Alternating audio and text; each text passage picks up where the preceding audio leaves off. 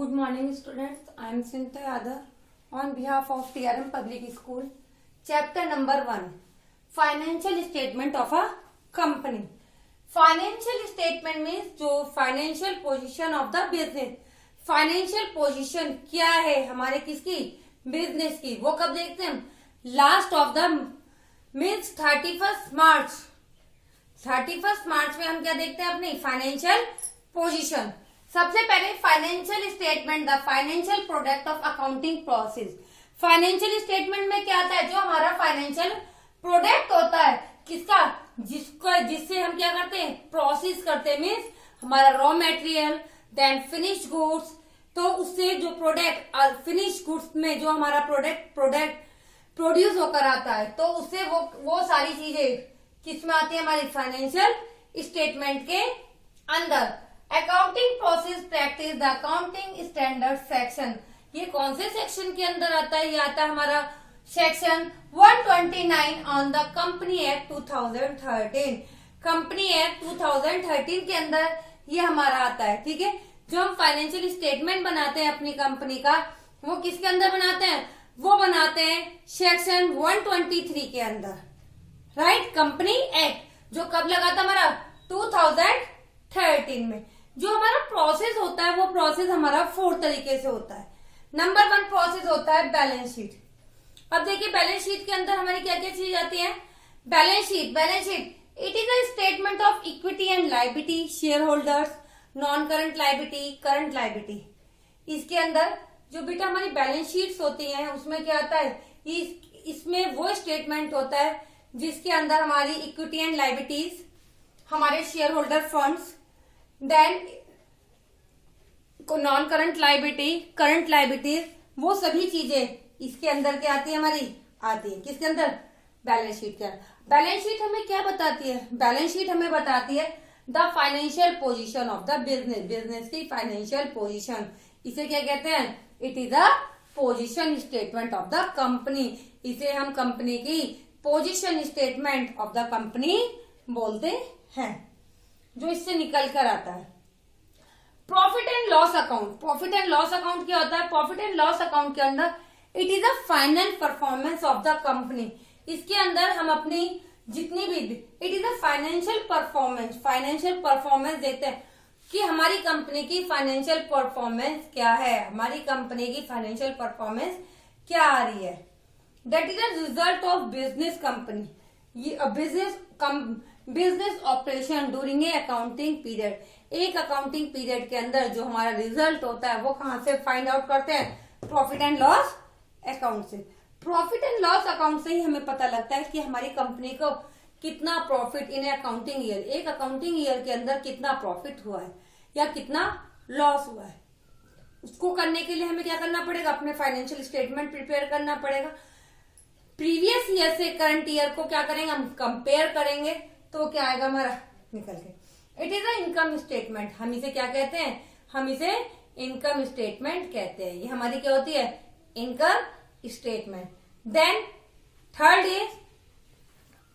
क्या आएगी हमारी, किसी बच्चे को पता है।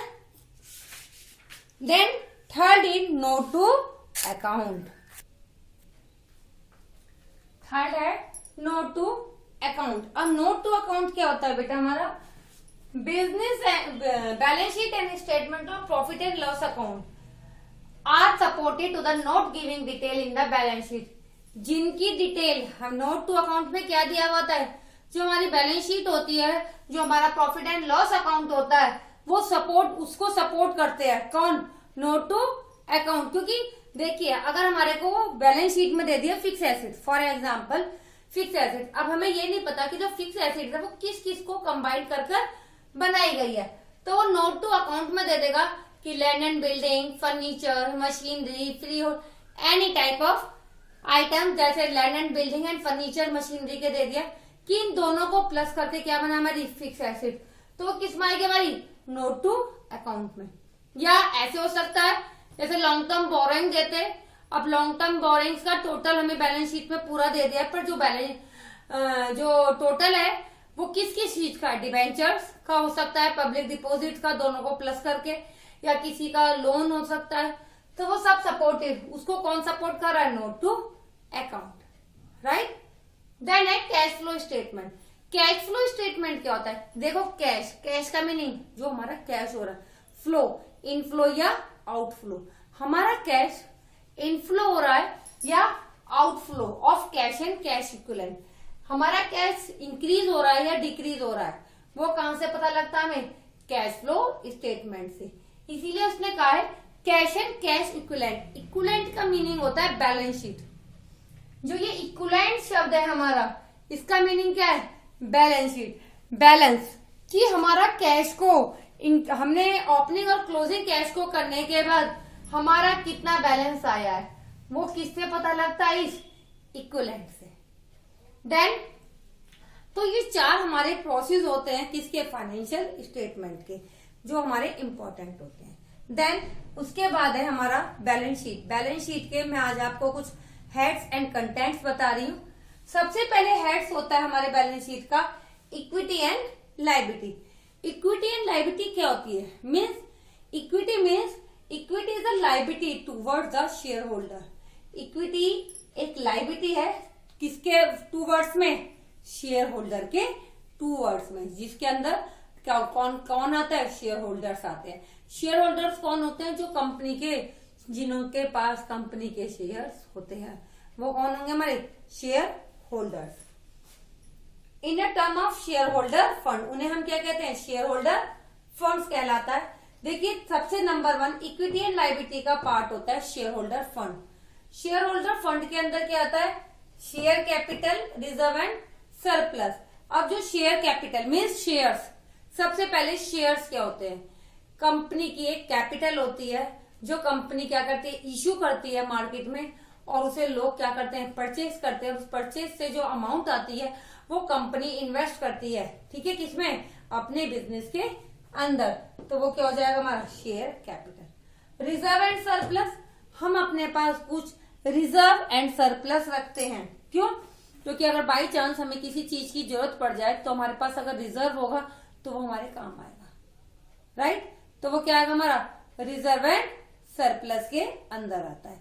मीन्स हमारा जो रिजर्व एंड सरप्लस होता है उसमें हम अपने रिजर्व, जैसे बहुत सारी तरीके से हमारे रिजर्व हो सकते हैं, capital reserve, revenue reserve, specific reserve, general reserve, ये सारे क्या है हमारे? ये सभी हमारे रिजर्व आते हैं, ठीक है। तो रिजर्व क्या है? Reserve is a amount of A side, एक साइड किसमें? Transfer of profit, that is transfer of profit. हम किसमें उसे करते हैं?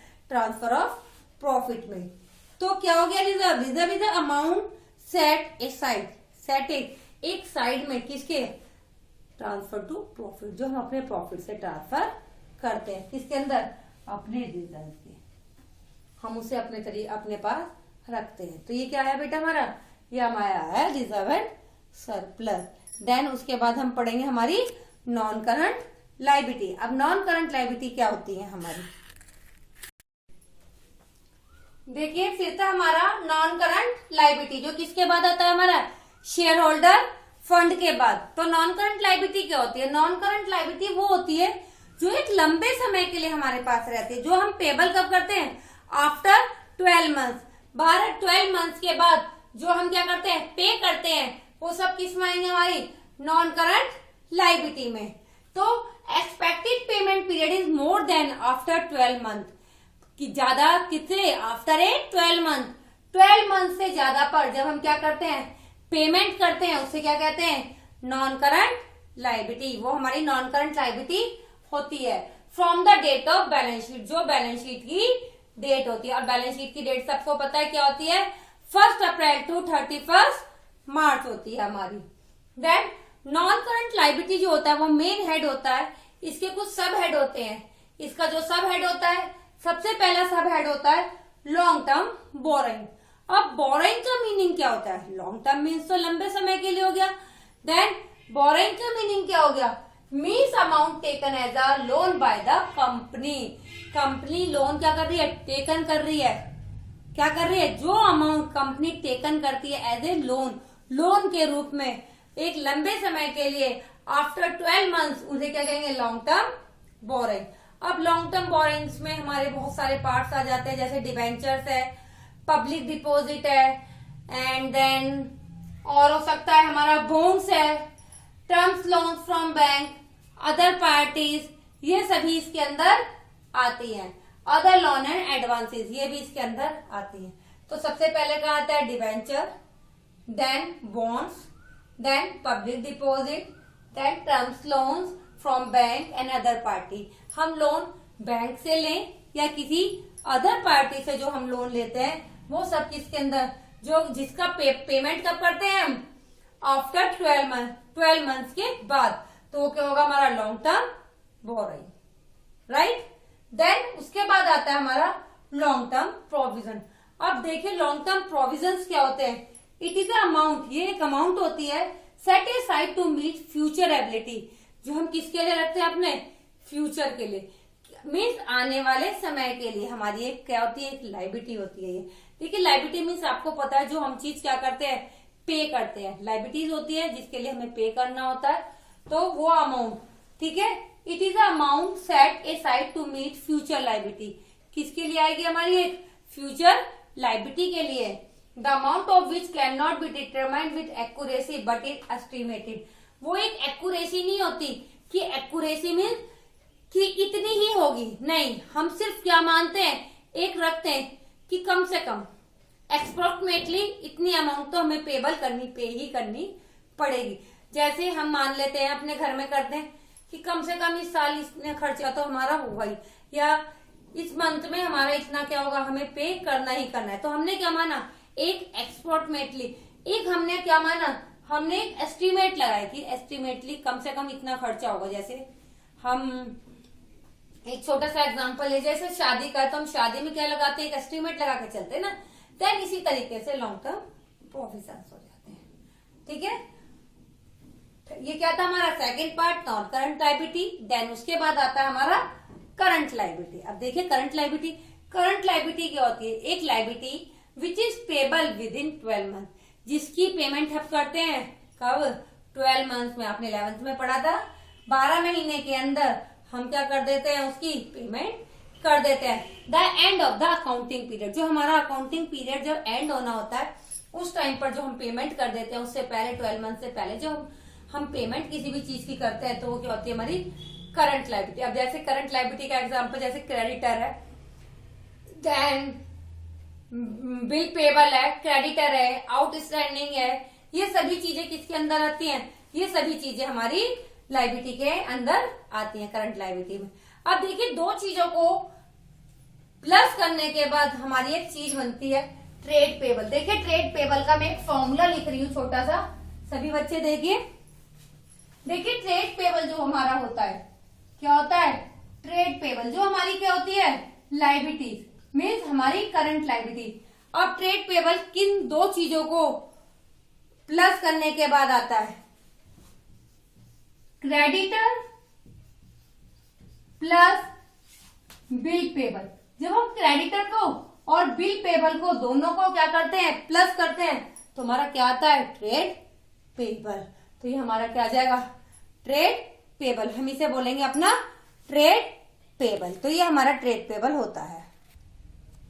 अभी हमने पढ़ा था एसेट्स, लायबिलिटीज। अब क्या पढ़ेंगे हम?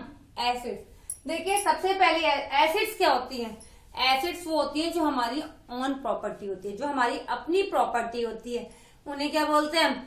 एसेट्स। वो हमारी एसेट्स होती है जो हमारी अपनी प्रॉपर्टी होगी, ऑन प्रॉपर्टी, ठीक है।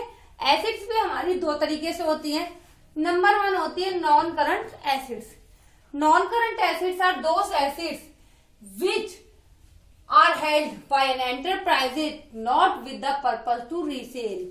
जो हमारी एसेट्स है, जो हमारी कंपनी की, एंटरप्राइजेस की क्या है? एसेट्स है, उसकी अपनी संपत्ति है, with the purpose, not with the purpose to resale. उसका पर्पज रीसेल करना नहीं होता, उन्हें दोबारा से बेचना नहीं होता। वो क्या होती है? हमारी non current asset, but are held either as investment. वो किस लिए करते हैं? अपने इन्वेस्टमेंट के लिए। वो अपनी क्या करते हैं? इन्वेस्टमेंट करते हैं कि हमारी इन्वेस्टमेंट इतनी है, उसे बोलते हैं non current investment, loans and advance. देखिए हम इन्वेस्ट तो करा है हमने किसी को लोन दिया है, उससे क्या मिल रहा है हमें, रिसीव। उससे क्या रिसीव हो रहा है हमें, इंटरेस्ट रिसीव हो रहा है। तो वो हमारे, उसे हम रीसेल नहीं कर रहे, पर वो हमारी कंपनी के लिए क्या हो गया, एक तरीके से एक प्रॉफिट हो गया ना, क्योंकि उससे क्या कर मिलेगा, उसे लोन मिलेगा, लोन से उसे इंटरेस्ट मिलेगा। नॉट फॉर रीसेल, वो उसे रीसेल नहीं करते। जो नॉन करंट एसेट्स होती हैं वो भी हमारी दो तरीके से होती है। Number 1 tangible, number 2 intangible. ठीक है, टेंजिएबल एसेट्स और इंटेंजिएबल एसेट्स। टेंजिएबल एसेट्स हो चाहे इंटेंजिएबल एसेट्स हो, दोनों एसेट्स को हम क्या बोलते हैं, फिक्स एसेट। दोनों एसेट्स क्या होती है हमारी, फिक्स एसेट्स होती है। ठीक है, तो फिक्स एसेट्स कौन सी एसेट्स हो जाएंगी, fixed assets are those non current assets of an enterprise which are held not to resale, जिन्हें क्या नहीं करते हम, रीसेल नहीं करते, but with the purpose to increase earning capacity. वो पर उसका पर्पस क्या होता है, उसका पर्पस होता है अर्निंग कैपेसिटी, हमारी अमाउंट को, हमारे इन्वेस्टमेंट को, हमारी कैपिटल को इंक्रीज करना। वो क्या होगी हमारी fix assets. Then tangible assets. Tangible assets कौन सी होती है बेटा, tangible assets are those assets which can be see और टच। टेंजिएबल एसेट्स वो एसेट्स होती हैं जिन्हें हम देख भी सकते हैं और टच भी कर सकते हैं, सी एंड टच। जैसे land and building, furniture, machinery, free hold property, ये सभी क्या होंगी, ये सभी हमारी टेंजिएबल एसेट्स होती है। देन नेक्स्ट है, इसके बाद टेंजिएबल के बाद इंटेंजिएबल एसेट्स। इंटेंजिएबल एसेट्स कौन सी होती हैं, intangible assets are those assets which can not be see and touch, जिन्हें ना हम देख सकते ना हम टच कर सकते। देखिए हमारी गुडविल है, हमारी कंपनी की गुडविल है, हम कंपनी की गुडविल को छू सकते हैं, टच कर सकते हैं, नहीं कर सकते, तो वो क्या होगी हमारी इंटेंजिएबल एसेट। बट जो हमारा फर्नीचर हम उसे देख भी सकते हैं, छू भी सकते हैं, तो वो क्या होगी हमारी टेंजिएबल एसेट्स। तो ये क्या होगी हमारी नॉन करंट एसेट्स में क्या आया, फिक्स एसेट्स। फिक्स एसेट्स में क्या आया, टेंजिएबल और इंटेंजिएबल एसेट्स। और बैलेंस शीट का लास्ट पॉइंट क्या बचता है हमारा, करंट एसेट्स। करंट एसेट्स कौन सी होती है, करंट एसेट्स वो होती हैं they can be converted into cash in within a year. Next हमारा करंट एसेट्स। देखिए करंट एसेट्स क्या होती है, current assets are those asset they can be converted into cash within a year, जो एक ईयर के अंदर किस रूप में कन्वर्ट हो जाता है, कैश के रूप में कन्वर्ट हो जाता है। जैसे हमारा स्टॉक है, अब स्टॉक से हमने क्या बनाया, पूरा प्रोसेस करने के बाद हमने फिनिश प्रोडक्ट बनाया ना, तो जो फिनिश प्रोडक्ट को जब हम सेल करेंगे तो उससे क्या आएगा हमारे पास, कैश। तो वो क्या हो गया, करंट एसेट्स, क्योंकि वो कैश के रूप में क्या हो गई, कन्वर्ट हो गई। तो स्टॉक क्या हो गया हमारा, करंट एसेट्स। तो हमारे करंट एसेट्स के एग्जांपल क्या क्या हो जाएंगे, कैश एंड कैश इक्विवेलेंट। मैंने इक्विवेलेंट का मीनिंग पहले भी बताया था, इक्विवेलेंट का मीनिंग क्या होता है हमारा, बैलेंस। हम अपने बैलेंस को देखते हैं कि ओपनिंग कैश कितना था और क्लोजिंग कैश हमारे पास कितना है, तो जो उसका निकल के बैलेंस माइनस करके आएगा उसे क्या बोलेंगे हम, इक्विवेलेंट। उसके बाद आता है स्टॉक। स्टॉक मैंने भी बताया, जो हमारे प्रोसेस करने के बाद जो हमारे पास बनके फिनिश प्रोडक्ट आता है, उस फिनिश प्रोडक्ट को जब हम सेल करते हैं तो उससे जो हमारा पैसा आएगा वो क्या आएगा हमारा, कन्वर्ट हो गया कैश में। स्टॉक का दूसरा नाम क्या आता है, इन्वेंट्रीज। प्रीपेड, प्रीपेड भी हमारा इसके ही अंदर आता है। ट्रेड रिसीवेबल, अब ट्रेड रिसीवेबल जो है वो किस किस को बनता है, किस किस से बनता है, जैसे ट्रेड पेबल बनाता है ऐसे ही ट्रेड रिसीवेबल बनता है, debtors then plus bill receivable. दोनों को जब हम ऐड करते हैं, दोनों को जब हम प्लस करते हैं तो क्या बनता है हमारा, ट्रेड रिसीवेबल। वो हमारा ट्रेड रिसीवेबल होता है। ठीक है, तो ये हमारी क्या हो गई, ये हमारी टोटल बैलेंस शीट हो गई जो मोस्ट इंपॉर्टेंट थी हमारे, और आगे के जितने भी चैप्टर्स होंगे वो किस पे डिपेंड है, इस बैलेंस शीट के ऊपर, राइट। तो ये आपकी बैलेंस शीट है, इस बैलेंस शीट को आपको लर्न करना है, ये सारी डेफिनेशंस, ये सभी चीजें आपको समझनी है। The lesson will be and thank you very much.